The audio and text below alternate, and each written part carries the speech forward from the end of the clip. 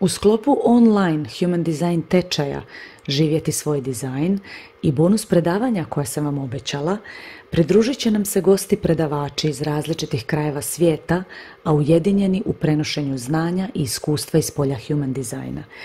Danas vam želim predstaviti manifestatorsku generatoricu, profil 5.1 iz Španjolske. Ona je Micala Duvox i s njom sam prošla kroz nekoliko par zanimljivih pitanja koja vjerujem da će koristiti svima onima koji dublje proučavaju sebe kroz leću Human Designa, ali i svima vama koji ćete pohađati ovaj tečaj. Pa uživajte. Hi Micala, I'm so glad that you have time to share your experience and introduce yourself to all of my future students. First of all, I would like to thank you and to ask you just a brief few questions about, for example, tell us something about yourself. How long have you been experimenting human design?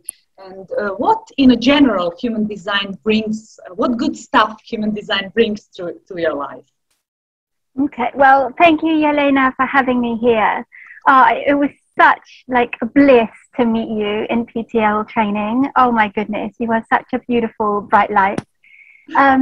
So, I'm Micala.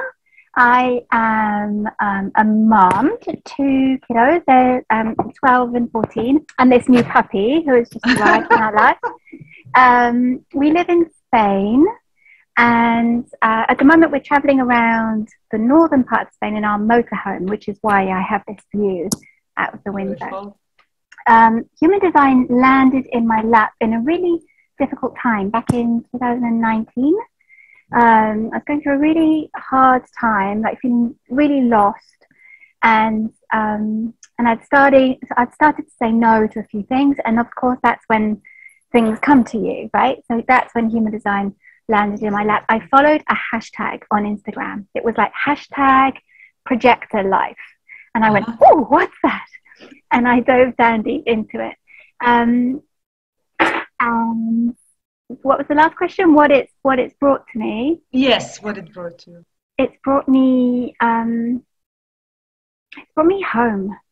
I think that's the only way to say it. Yeah. By following I'm a sacral manifesting generator, so by following the sounds of my sacral, this yes and this no, this pulling and pushing, then with every next right, true decision, I come closer and closer to really what I'm here for. Perfect, beautiful. And as we all know that there is around 70% population that are generators, and most of us are lacking patience. We are, instead of responding, we jump to action. We like to force things. We like to initiate things, we are so impatient, and we are so afraid that nobody will ask us. But it is our main question: will be asked? Can you tell me, through your experience and through your examples, how did you feel that through your life and through your practicing your type, authority, and strategy? Yeah, because I remember when I first learned about this, the waiting to respond. I thought, what on earth is that? What do I what do I respond to? And I listened to, I think it was a YouTube audio by Marianne Winiger, and she did an experiment, really strictly. She's a generator, right in the very beginning, where she completely waited for someone, for things to, she wouldn't move unless there was something to respond to. And I was imagining that, and my first thing that came to my head, but who would ask me? Who would ask me? That fear. But then you realize in your day. So I've come at it backwards, because I'm realizing when my sacral feels really good, when it's yes, zing, yes, massive yes, when you asked me to come on and chat with you today, yes. So then I go, oh, well, that was something for me to respond to.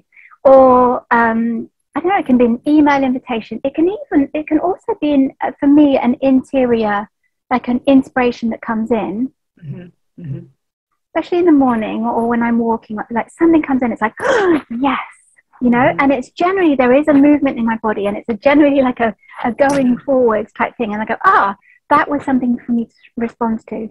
So for me, it's been more working it backwards, going, when is my sacral feeling the pull towards something, and when am I like like moving backwards, go, well, that was also something for me to respond to. And it can even be like, with my husband, we started something really simple. In the morning, he would ask me what I wanted for breakfast. Do you want eggs? Do you want cereal? Do you want? And I'd be going, just giving me these things to respond, so that I could practice with my sacral how it felt. But going backwards helped me figure out what the things to respond to are. And there's so many, like throughout the whole day. It can be like, it's the smallest things, like my puppy looking up at me with her big eyes, like, oh my goodness. You know, she's something for me to respond to. Do I feel like playing with her or not? You know, it's the whole day there's these things to respond to. But it takes an observation, I would say, a conscious observation. Yeah. And practicing. And to be aware, to be in a moment, so you can see all of those signs through day. I'm following the numbers on my phone. I'm following and teaching my children to follow those signs. For example, one of them, when they are going to school, they see in a water the shape of their heart, and something like that. Those small signs that the universe tells them, yes, you are on the right path. You have your back. Say perfect. This is so nice. When you are at the moment in the now, you can really notice all of those beautiful. And being in the motorhome, like traveling around, it was so much about living in the present right now, because we change every other day, like place that we want to stay in. And sometimes we just don't, like, we can't be bothered to even look to where we would go. It's not the right timing, and there's not the thing to respond to. There's nothing. And instead of feeling frustrated about that, which I have done in the past, you just go, oh, well, it's not the right timing. And it's so funny, like a couple of hours later, it can be now, you know? It can be, we went for a walk, we met a guy, this happens, and he said, oh, this town, Uživajte or something, is beautiful. And we go, we're going there, you know? Didn't know where it was. These things to respond to, being in the present moment. So easily. Unless the mind kicks in. Well, it always kicks in. As we talk about our mind is somehow a spokesperson from our undefined center. So my question will be, what was your biggest learning through your open centers? I will not pull up your chart. I will pull up when you come to my classes. But just now choose from all of your undefined center, what was your biggest learning till these days? So I have an open heart, center, completely open. And this is what got me in trouble in the first place, because my mind was looking for approval. It was looking for, to try and fit in with people. It was I kind of had, in English we say, I had shoulded my way. Like, I should do this, I should do that, so that I would get approval or belonging or love or get the pat on the head that I wanted, or someone to see me. Like all these things. I took all these decisions from my mind. And that's what got me in trouble in the first place in 2019. And so learning human design, learning about the heart center, I cried when I did my living design, and I learned about the heart center. I cried but it's good, right? It's just a release. It's a recognition of how your mind is trying to protect you. It's nothing bad, right? It's just trying to protect you from what went on in your childhood. That's all. And so just being able to see it, and so then just slowly trusting my sacral, coming back in, trusting my sacral, and seeing that my mind every single time wants to intervene. Every single time it wants to, you know, and you go, thank you, mind. But I'd say that's been my biggest learning. And I feel so much truer now that I'm not trying to my decisions come from such a truer place now, because they come from my heart, right? But it's in such a, well, it comes from, I mean, it all works together, right, obviously, but it comes from such a true place of just showing up with my open heart, you know? And yeah, I'd say that Beautiful. was my biggest learning. Beautiful, yeah. And I'm only 2 years in, so I'm still, obviously, it's a big old process. It's a lot of conditioning. Yes, as our teacher told us, we need to pass the 7 years. This is our first cycle, because all of our cells are transforming through these first 7 years. Yeah, it is a huge the literal process. DNA changes. Yeah, definitely. And can I ask you something? Just came to my mind.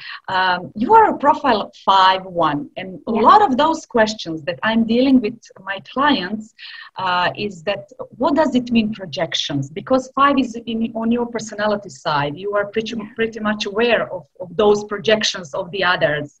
Yeah. And can you tell us in a few sentences, how do you experience those projections, and at what time you divide yourself that it is not for you, that you do not need to respond to that projection from the others?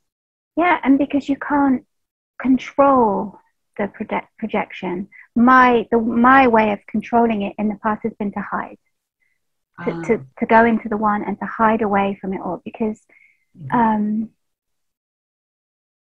when I go into a room of people that I don't know, I feel really confident, and I know that I'm going to meet one person that I'm there to meet, and we're going to bond, and it's going to be great. Or I've had like a friend, I've met up with their friend for coffee, and I've come away and my friend said, oh, you know, they loved you, they thought you were so warm, and, you know, that's a positive projection, right? Exactly. That's great. And on the other side, and actually it's happened much more with family, is that, so, you know, they projected all this stuff onto me that is nothing to do with me. It's not who I am. And yeah, and it got really difficult and extremely uncomfortable to have to to unmesh myself from the projection field. And then feeling really nasty, which can also be a bit like feeling really nasty of having to put down that boundary, because it's toxic, because it's not going to work. You know, there's nothing I can do to control the projection, and if they don't want to kind of come in and just see me a bit more. But I've also heard that fifth lines can never be truly seen. Ah, really? Yeah, yeah. That even like you're the closest partner that you spend the most time with, that they'll never truly see you. And that is it's a huge wound for me that I'm currently healing now in these times. Yeah. I can see myself, you know, that's what I need to learn, because I haven't seen myself up till now. It's up to me to see myself. And I think when I see myself better, I'll be able to have loving boundaries around the projection. Like, I can speak, I can express myself, but I have no control over the words that are, you know, how they impact others, how they're perceived by others, like how they take in that information. No, like obviously no one has any control of that. Oh, hang on, sorry, Yelena. There's a guy over there telling. Sorry, Yelena. The phone ringing, the dog's barking. It's funny. All those signs in the moment. Look at the other one. Beautiful. Yeah. And can I ask you one last question? Do you see me? Yeah, hang on a sec. Sorry, Yelena. Okay.